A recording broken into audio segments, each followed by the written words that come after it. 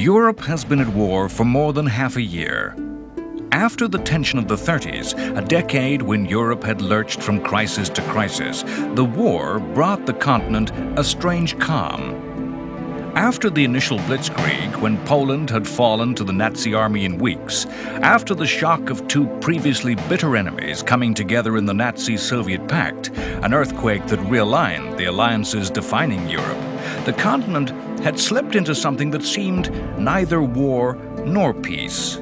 Titanic battles had not been fought. The recurring nightmare that the horrors of the Western Front might be reborn had not happened. Troops on both sides sat and awaited action. In France, the Maginot Line of fortifications, a line of defenses along the German border in which the French placed such faith, was strengthened yet still further. Might was piled upon might. Destruction from the air had not appeared. The air raid shelters, the evacuation of children, the hurried issuing of gas masks had all seemed for nothing. To the people of Britain, this strange calm was called the phony war. The war was fought, but the action was in remote places. At sea, two great battleships had been lost. A German U-boat had daringly crept into the great northern anchorage at Scapa Flow and torpedoed HMS Royal Oak with the loss of 800 lives. In the far southern Atlantic, the German battleship Graf Spee was cornered in the South American port of Montevideo.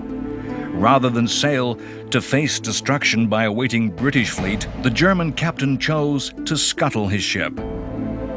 At sea, the U-boat war against the commerce of the empire had slowly begun.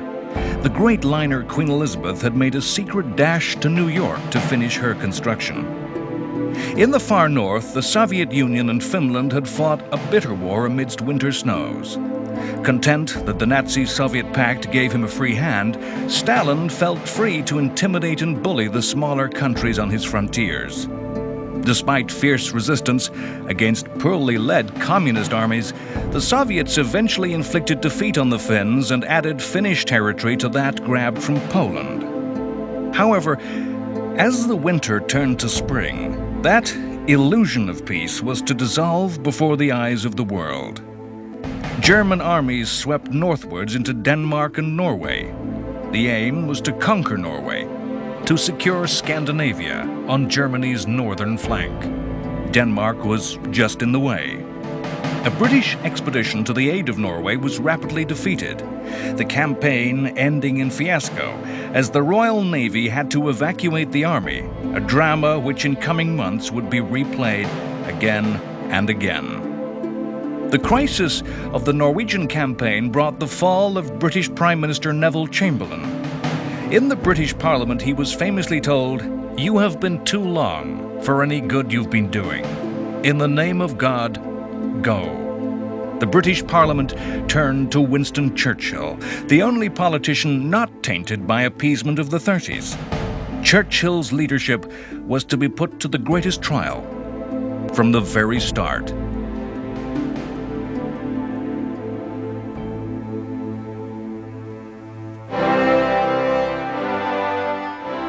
On the 13th of May, 1940, on taking office, Prime Minister Winston Churchill's message to his new government, to the Parliament and the people of Britain mirrored the plight of their country. Powerless to make any move that could threaten the Nazi state, Churchill gave no quick and easy solution. He offered no hint of any possible compromise, accommodation, or understanding, no promise of any appeasement. "I have nothing to offer but blood, toil, tears, and sweat," he said. Churchill had come to power as the British war effort had collapsed into chaos in Norway. If the situation had seemed grave enough, the fortunes of Britain and her continental allies immediately plunged to new depths of despair.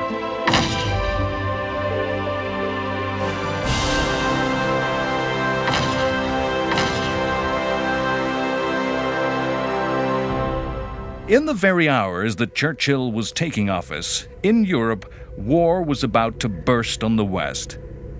A German attack began across the whole of the western border from the sea to Switzerland. In the north, German armies swept into the Netherlands and Belgium.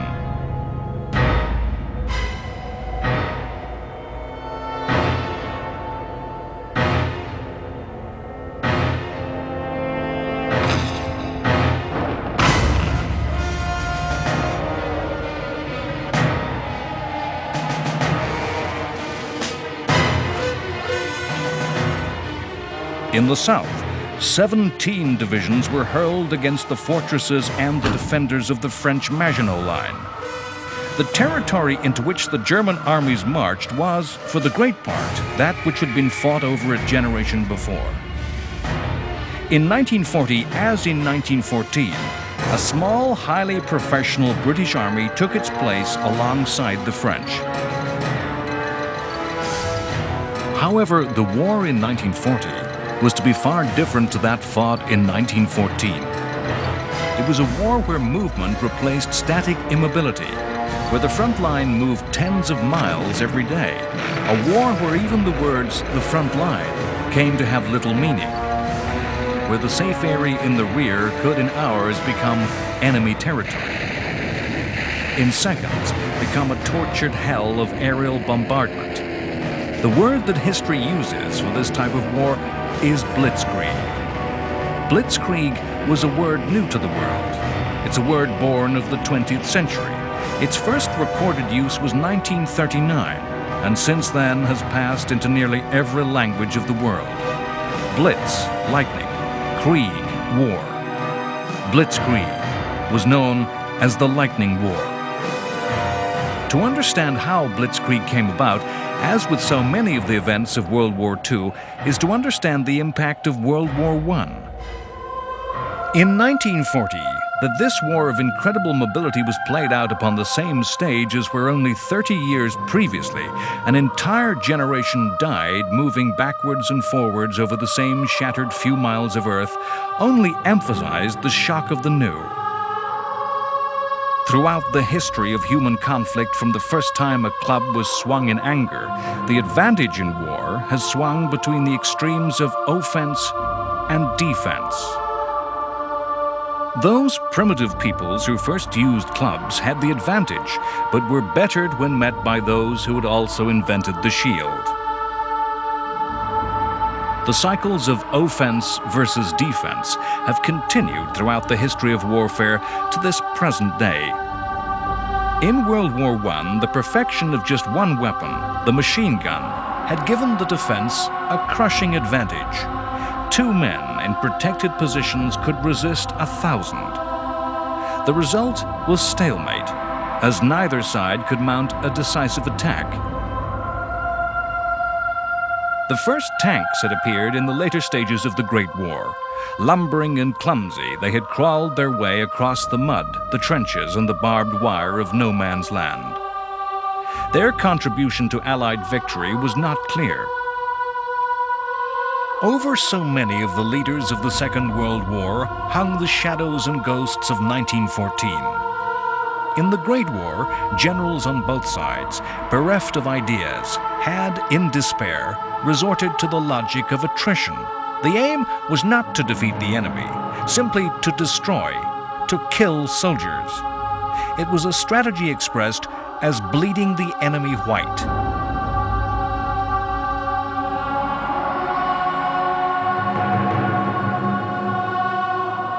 When the First World War was over, historians and military theorists all over the world sought to draw lessons.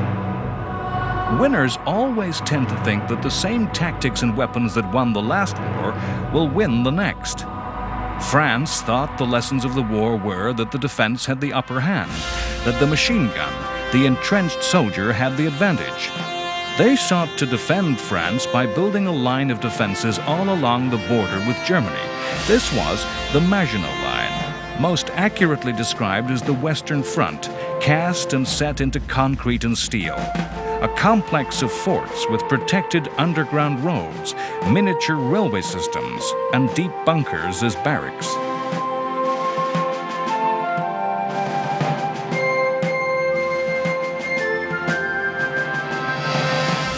The victorious armies of Britain and France saw the tank and the aircraft as just another weapon to be fitted into existing ways of fighting war. Tanks were attached to cavalry units. Tanks were ordered to support the infantry. The result was that tanks moved at the pace of men marching on foot, at the same speed as horse-drawn transport and artillery. Their job to knock out machine guns so infantry could make a bayonet charge on foot and cavalry could gallop to attack with sabers drawn. It would be completely wrong to suppose that the British and the French ignored the tank. Tanks, in fact, made up large numbers of both countries' armies. The weakness lay in the minds of the commanders, in the theories and ideas of war.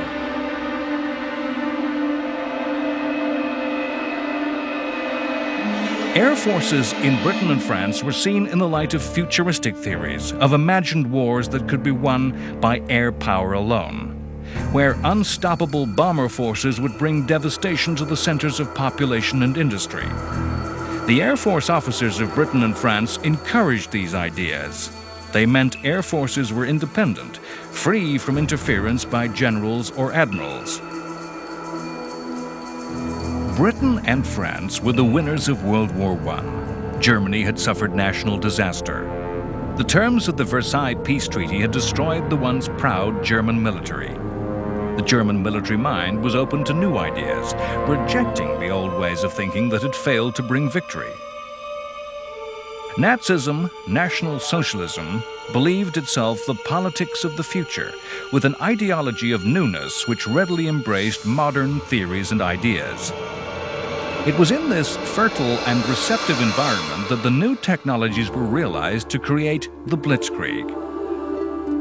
The idea was to create an armored and mechanized army in which all elements moved at the speed of the fastest, not the slowest, where infantry and artillery were mechanized and could keep up with the tanks, where airborne soldiers and paratroopers could be landed behind enemy lines, where the Air Force was not independent, fighting its own private war, but was instead dedicated to the support of the Army, with aircraft designed to attack tactical targets, troop formations, and supply lines in support of ground attack.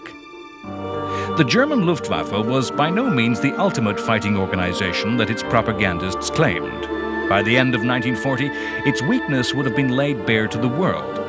But in the early summer, the Luftwaffe stood at the peak of its strength and effectiveness. Under the determined will of the Nazi administration, with active preparation for war in mind, Germany had focused on producing just a few highly effective and advanced aircraft. In Britain and France, the air forces were equipped with an assortment of types, some obsolete, some useless. The Luftwaffe's leadership, its officers, were of a high standard. In Germany, it was an honor and a mark of competence to transfer from army to air force. In Britain and France, such a move was a way for the incompetent to restart a career. Despite the modernity of the means of war, Blitzkrieg had at its heart classic military theory, ideas which would have been understood by the greatest commanders of the past: Alexander the Great, Genghis Khan, Napoleon. Blitzkrieg was not a strategy of wounding the enemy, of destroying him, but of techniques of hitting at the decisive point of rapid, fluid maneuver that could respond to the will of quick-thinking generals. Blitzkrieg was a strategy of encirclement and of surprise, in which victory would go to the quick and the skilled. The German word for armor is Panzer. Germany created specialist panzer divisions which, with close air support and airborne soldiers, were to act as the spearheads for German attacks, penetrating deeply behind enemy lines, outflanking and surrounding the enemy. The German army still had traditional elements, slower divisions of foot and horse that reduced and destroyed the pockets surrounded and cut off by the panzers. Panzer warfare, Blitzkrieg, made real the soldier's nightmare: to be surrounded, to be cut off from home and safety, to have no way out. On May 10th, the forces of Britain and France outnumbered those of Germany. Germany had a total of 2,400 tanks, the French 3,000, and the British 1,000. Yet on that day, Hitler told his generals, "Gentlemen, you are about to witness the most famous victory in history." In the south lay the Maginot Line, fortifications against which the strongest of forces would find it difficult to prevail. This was where the French expected an attack.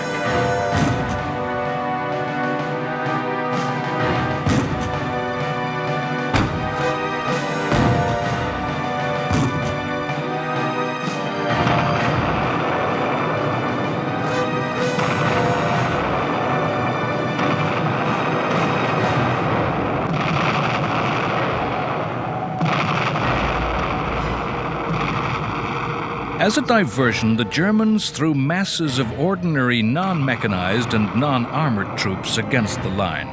The Maginot fortifications did not extend across the Belgian frontier.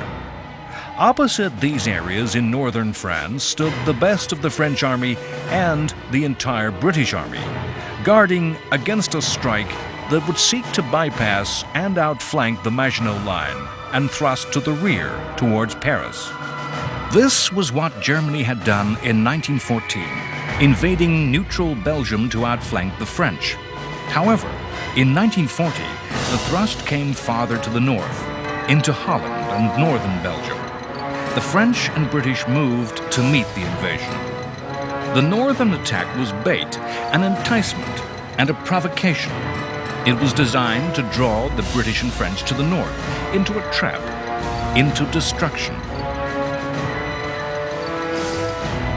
As the Western Allies moved north, silently, quietly, through the dense forest of the Ardennes, came a third German attack.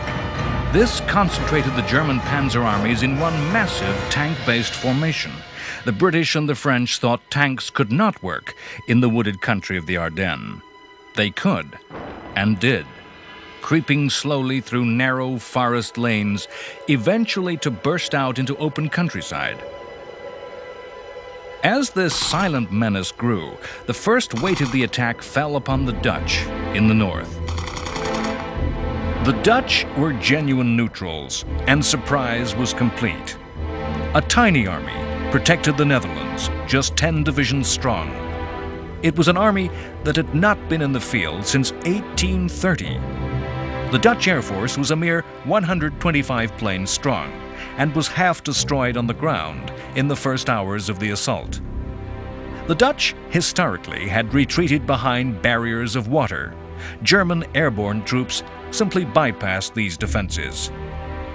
On May 13th, the Luftwaffe, against no resistance, destroyed the historic center of the city of Rotterdam, and the Dutch surrendered.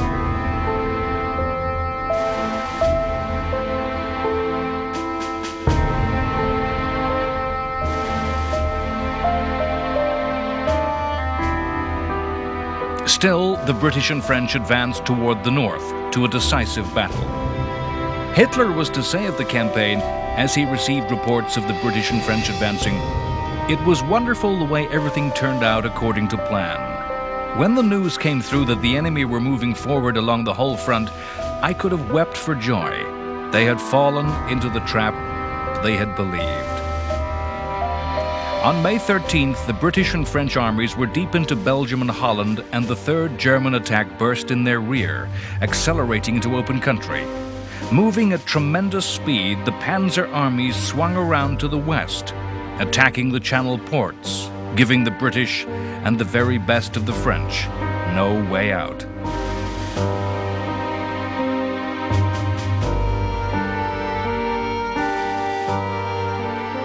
By May 25th, catastrophe faced the entire British army. The entire British war effort was placed in the gravest peril as the British Expeditionary Force was nearly surrounded. In the Great War, another British Expeditionary Force had doggedly defended this small patch of Europe for 4 years. In 1940, in just weeks, fast-moving panzer armies broke the British line, circled around to their rear, and threatened to surround the British, denying them a way out by holding the Channel ports. The result would be that the entire army Britain had raised would be lost in mass surrender.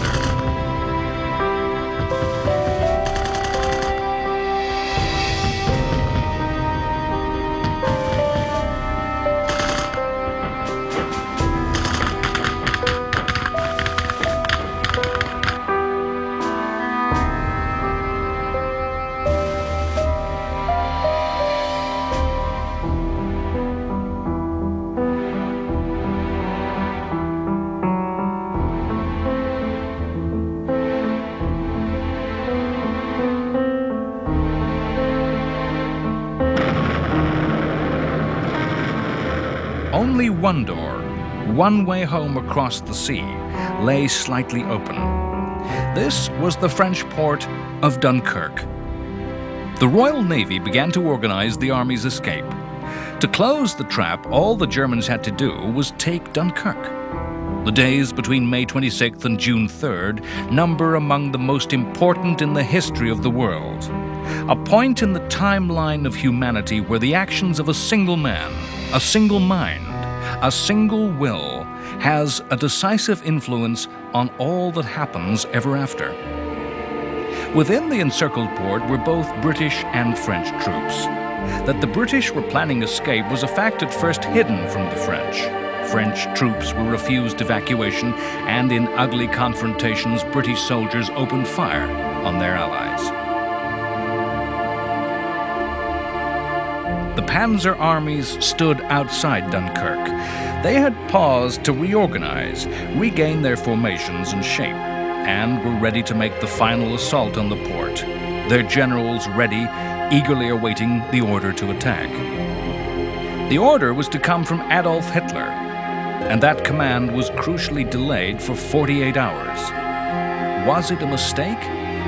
Or did Hitler fear he risked his forces? Did he not understand how close his dark ambition lay to fulfillment? Or was it simply loss of nerve? Hitler wanted to completely destroy and humiliate the French, but saw in Britain a potential friend and dreamed of his European empire allied with the British Overseas Empire, confronting and destroying the forces of Stalin's communism in the East. Of course, there were other factors that stayed the German armies. French armies fought fierce, covering attacks to win time.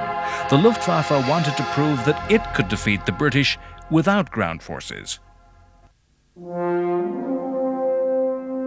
The result of Hitler's hesitation was what history has come to know as the Miracle of Dunkirk.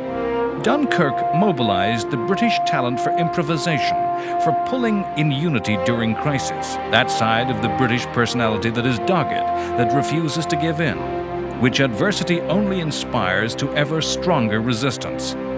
A hastily gathered fleet of small vessels, pleasure ships, small boats used by ordinary people for weekend holidays, crossed the channel and helped rescue the army from the beaches under the guns and bombs of the Third Reich.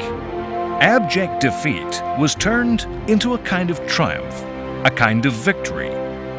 Of course, the ships of the Royal Navy were the central element of the effort in the saving of the army, but the lasting image is of civilians, ordinary people, of the man next door, volunteering to climb into tiny craft designed for pleasure on sunny days, crossing a hostile sea to save soldiers from exposed and open beaches under remorseless air attack.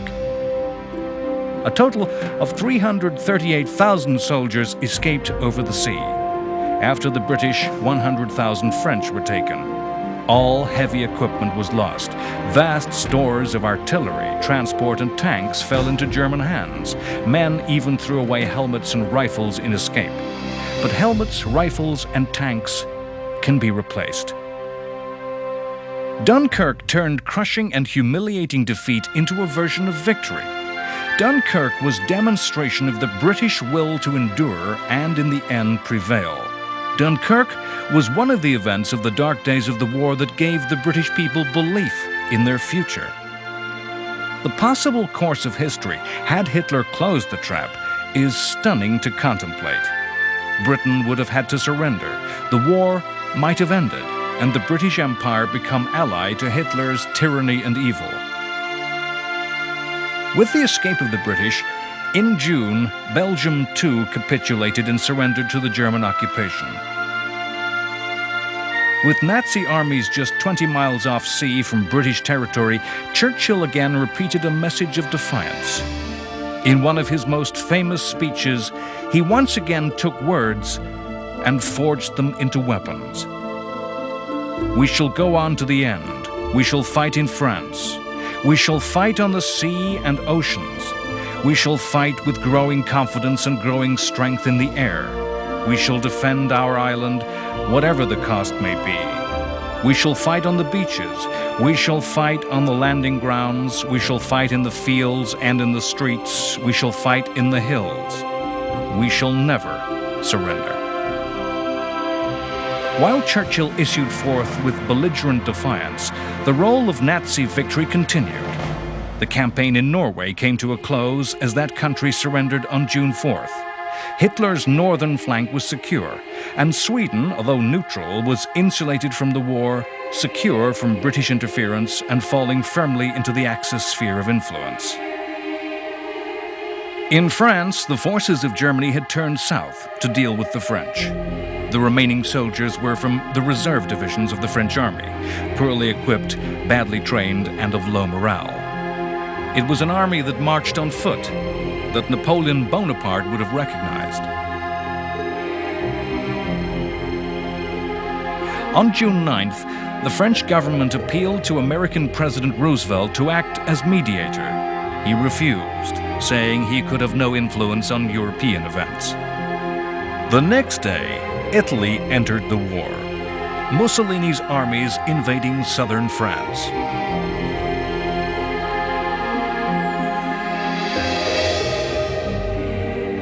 Mussolini was simply eager to make sure of a share of the spoils, not to be left out in the victory. In the United States, Mussolini's opportunism caused revulsion. The cynical nature of the attack added to the slowly growing swell of American opposition to the Axis. Italy's first involvement in the fighting could have been taken as a warning that Italy would prove an eventual liability to the Nazi-fascist alliance. The French troops opposing the Italians in the south beat off the invasion, and only the later collapse against German forces attacking from the north prevented an embarrassing repulse for the Italians. In France, an impending sense of crisis caused the government to recall to office a hero of the Great War. Marshal Philippe Pétain had been the hero of 1915 and 1916. At the height of the Battle of Verdun, an earlier dark hour of crisis, his simple message of defiance, the famous words, "Ils ne passeront pas," "They shall not pass," had become a battle cry. This spirit of defiance reflected that offered by Churchill. Tragically, the Pétain of 1940 was not the same man as the hero of 1915. The guilt of many thousands of lives lost, their last dying words, that battle cry, weighed heavy on the old man's shoulders. Pétain immediately suggested a peace with Hitler. On June 10th, the French government fled Paris and declared the city open, hoping by doing so to prevent the capital being fought over and destroyed. Churchill urged them to fight in the streets of Paris, to never surrender, but he was ignored.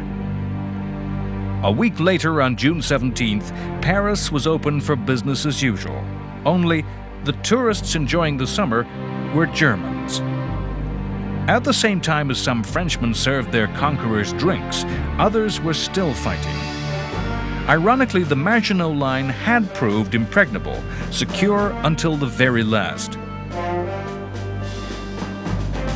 The Germans forced the French to sign the surrender in the preserved railway car that had seen the German capitulation in 1918. This was just one of a series of vengeful humiliations which Hitler was to inflict upon his enemy.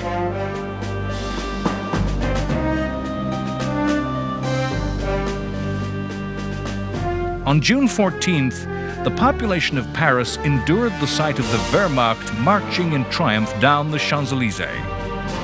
The surrender terms that Hitler imposed on the French were revenge and retribution for the humiliation of the Treaty of Versailles. A humiliation that the corporal decorated for bravery on the Western Front had felt so keenly. The French army was reduced to 100,000. The cost of the German occupation was to be borne by the French.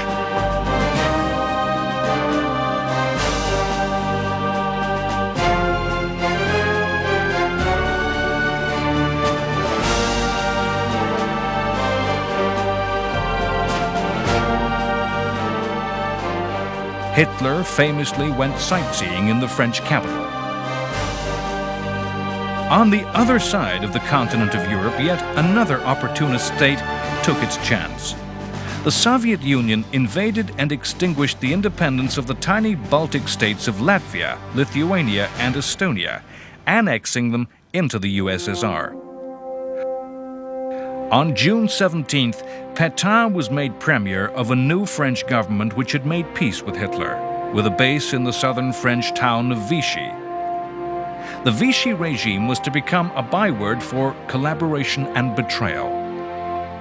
On June 18th, another Frenchman, Charles de Gaulle, made a broadcast from London to the French people. He boldly declared that the war was not over and the French must resist. He denied that the Vichy regime had any legitimacy. De Gaulle's story truly proves that there is such a thing as destiny. De Gaulle was a devout Catholic and fierce patriot.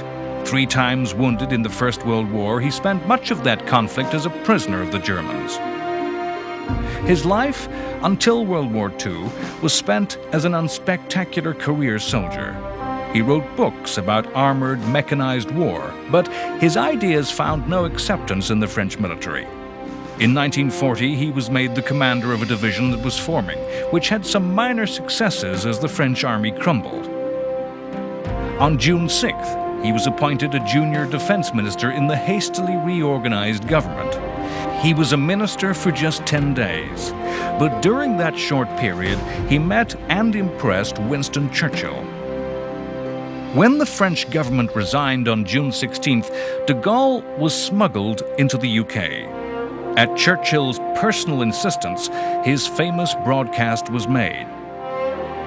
De Gaulle became recognized as the head of the Free French and began to mastermind a strategy of striking back at the Axis from wherever possible, most notably the far-flung corners of the French colonial empire. Remote corners of the world declared war against Vichy and the Axis.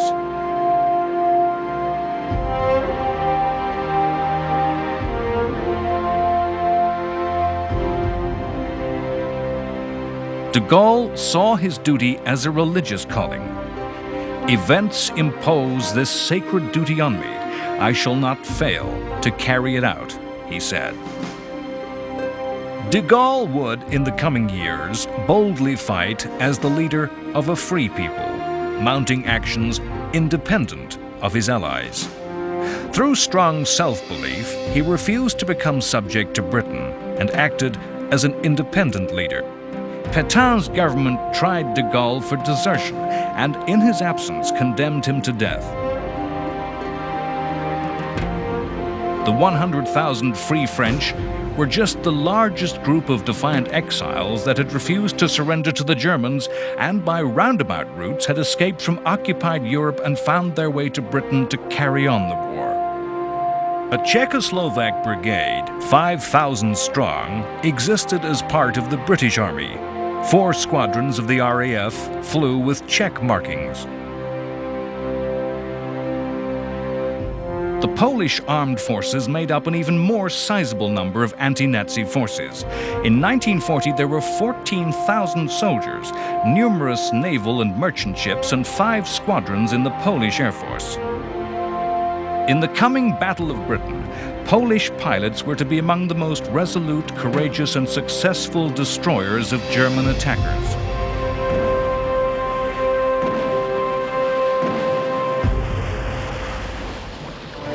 In early July, an engagement was fought which demonstrated to the world that Churchill's defiance was not just words. The French fleet, the 4th largest in the world, lay at anchor, having hardly seen action. The British feared the Vichy government would surrender these ships and place them at the disposal of the Germans. The Royal Navy sent a powerful fleet to lie off the ports in which the French fleet lay, and the French admirals were given hard choices: put to sea and join the British in a combined fleet, scuttle their ships, or be destroyed. The French Admiralty refused to comply and ordered all ships at sea to move to the ports where the main fleet lay to confront with the British. The Royal Navy intercepted the message, and the British ships opened fire. The French ships at anchor were easy targets, and the bulk of the Vichy navy was destroyed. Nearly 1,300 French sailors died, creating a legacy of bitterness.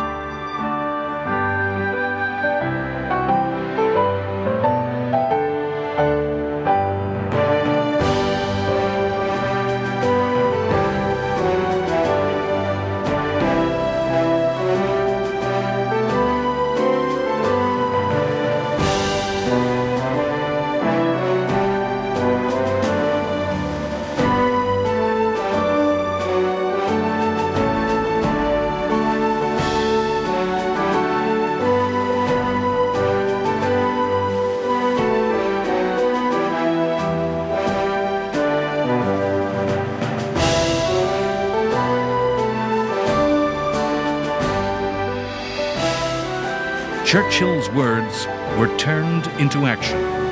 Britain really would pay any price to survive.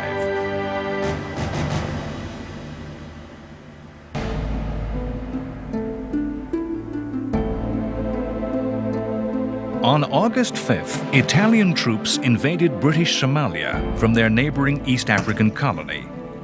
The motivation for war was once more Mussolini's ego and passionate, ravenous hunger for conquest to add to his new Roman Empire. The fighting between European powers and European ideologies was spreading over the surface of the planet to embroil all peoples. Men were to fight and die in all corners of the earth. The fall of France had a wide effect on the conduct of the war, affecting the war of resources, the war of economic and industrial strength. It has been said that all wars have at their root the control of resources, of food, of raw materials, of manufactured products, including weapons themselves. The possession of these resources is as important in bringing victory as much as number and quality of armies, navies, and air forces. The preconditions of the war of resources was not in Britain's favor. In 1939, Germany was self-sufficient in food and most raw materials. Her supplies of energy were based on coal. Oils she had to import, but advanced science and technology meant that coal-based substitutes for oil could be found. In Britain, the position was far different. Britain was a trading nation which looked out to the rest of the world, its merchant fleet the largest. Britain needed to import no less than 55 million tons of goods of all kinds each year to survive. Compared to Germany's self-sufficiency, that merchant fleet had to bring wheat from North America, meat from South America and Australia.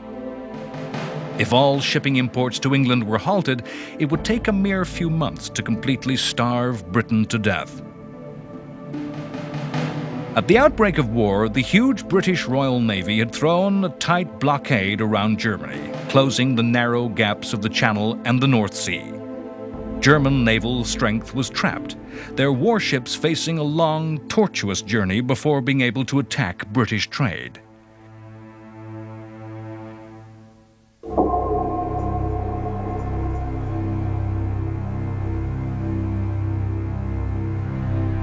As France fell, this ground, which determined naval strategy, shifted. With the occupation of France, the Germans could use the French Atlantic ports from where 100 years before Napoleon's navy threw down its challenge to the British. Another struggle in which Britain struggled for life or death against a continental dictator. German U-boats could now have easy access to the clear, deep blue water of the ocean. As soon as a U-boat left French coastal waters, it entered the shipping lanes that brought oil from Africa and the Middle East, that carried armies to Britain's overseas empire, over which flowed strategic materials without which the RAF could not fly. Sail a short distance further, and were found the ships bearing food from the Americas. Germany was poorly prepared to take advantage of this. The U-boat numbers initially only slowly grew.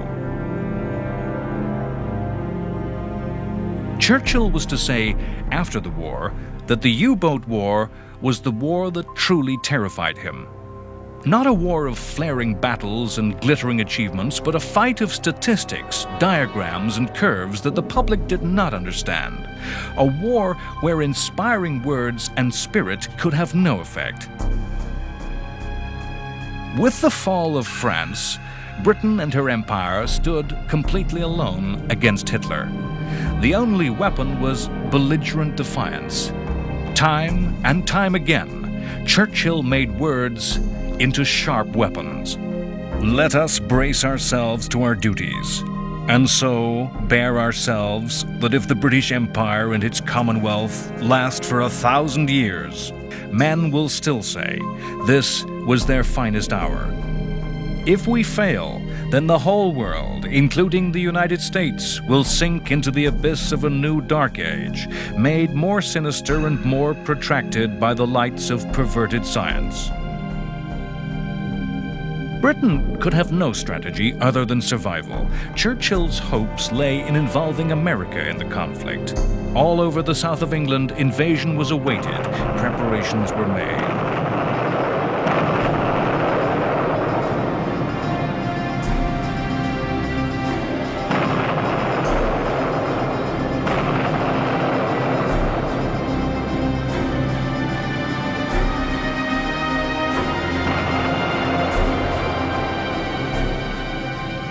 The famous Home Guard of those too old and too young for military service was recruited. It gave all a sense of involvement. With the passing of time, the measures of improvised weapons now seems comedic, the stuff of farce. From within the Home Guard, a highly secret elite of stay-behind saboteurs was given special training to work from secret hideouts.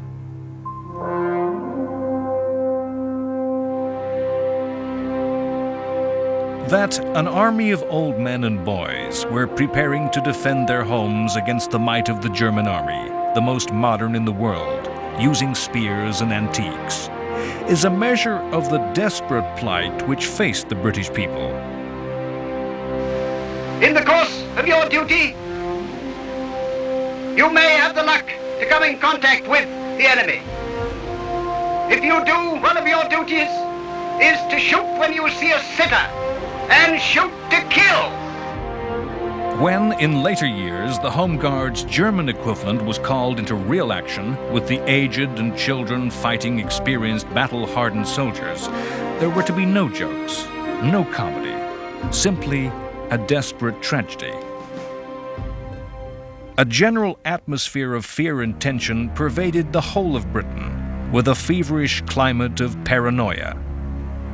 Both the physical and social structures of Britain were torn apart. Road signs were removed to confuse an invading enemy. Fields were filled with obstacles to hamper glider and airborne forces. Wild experiments were made to set the sea on fire.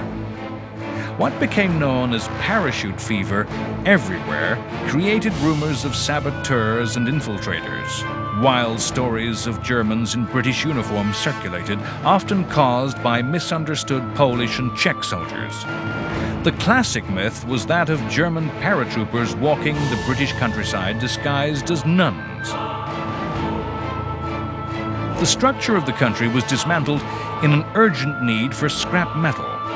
Aluminum pots and pans were collected to make warplanes. Iron railings and fences were gathered to build battleships. These actions were as much a media move as a real search for the materials of war. There was a need to make the whole country feel that something was happening and that each and everyone could be involved. The physical signs of desperate paranoia were mirrored by changes to the political and social landscape of Britain. One of the first acts of Churchill's government was to make new laws that effectively abolished traditional British personal freedoms and the right to private property. Now anyone could be told to do any job, and property could be seized by the government and used for the war. The right to strike was abolished. New taxes at 100% were introduced to prevent war profiteers. The democracy had paradoxically assumed the garb of the totalitarian dictatorship that it sought to destroy. The fear of subversion meant those thought politically suspect were arrested and detained. Pre-war British fascist leader Oswald Mosley was imprisoned, his followers in the British Union of Fascists interned.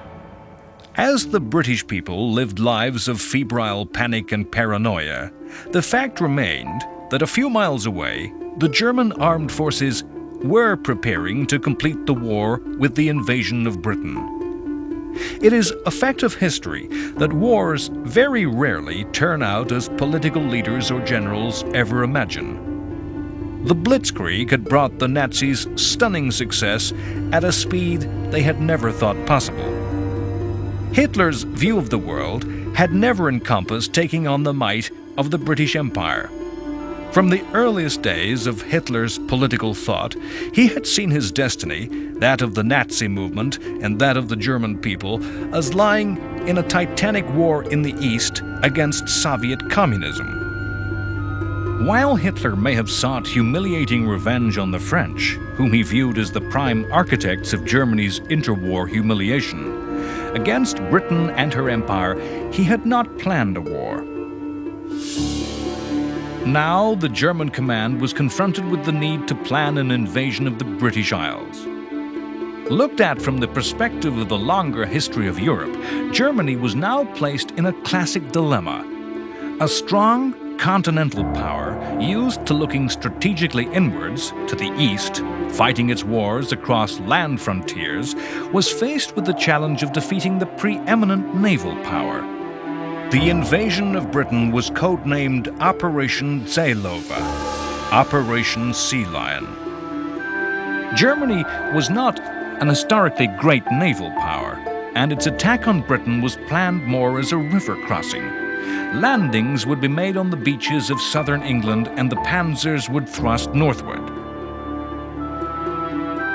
Today, we think of amphibious warfare as using special landing craft and vessels. This was far from the case in 1940. The fleet to carry the German army across the sea was an improvised armada of river barges and merchant ships. The German Navy was not large enough to engage the British in a powerful fleet-to-fleet battle. Britain was historically the dominating sea power of the world, and its powerful navy would easily subdue and destroy any fleet of clumsy inland craft moving across the Channel. For the first time, there was a way to solve the problem of British naval power. All navies in 1940 were vulnerable to air attack. It was aircraft rather than the great guns of other battleships that were to cause the losses of capital ships. The British command of the sea could be countered by the Germans having command of the air. However, to gain command of the air, the Germans had to destroy the RAF. In Churchill's words, "The Battle of France is over. The Battle of Britain has begun." Next time on World War II, The Complete History, the Battle of Britain rages in the skies over southern England, as Hitler's Luftwaffe throws its strength of more than 1,000 bombers against the fighters of the Royal Air Force. Its aim is total air supremacy over the British Isles, to negate British naval power, and enable the German army to cross the river and mount the first foreign invasion of the British in nearly 1,000 years. With the army shattered following Dunkirk and the Home Guard preparing to fight with spears, the defense of Britain, the future of civilization, lies in the hands of less than 3,000 young men, the pilots of the RAF, what Churchill called the few. The battle is a war of courage and of technology, as state-of-the-art fighters meet in air-to-air combat. The twin legends of the Spitfire and the Hurricane are born. The new science of radar, born from the science fiction idea of a death ray, plays a crucial role in the defeat of the Nazi Air Force. As Hitler and Luftwaffe commander Goering play for higher and higher stakes, throwing more and more of Germany's strength against Britain, the tide of battle begins to turn against Britain. In a dramatic switch of policy once more, Hitler makes the wrong choice, and mounting losses force the Luftwaffe to abandon attacks. The Battle of Britain ends, and the Blitz begins. A ruthless assault by night brings death and destruction to the cities as Hitler tries to break the will of the British people. Hitler fails. His efforts only increase the will of the British people to never surrender.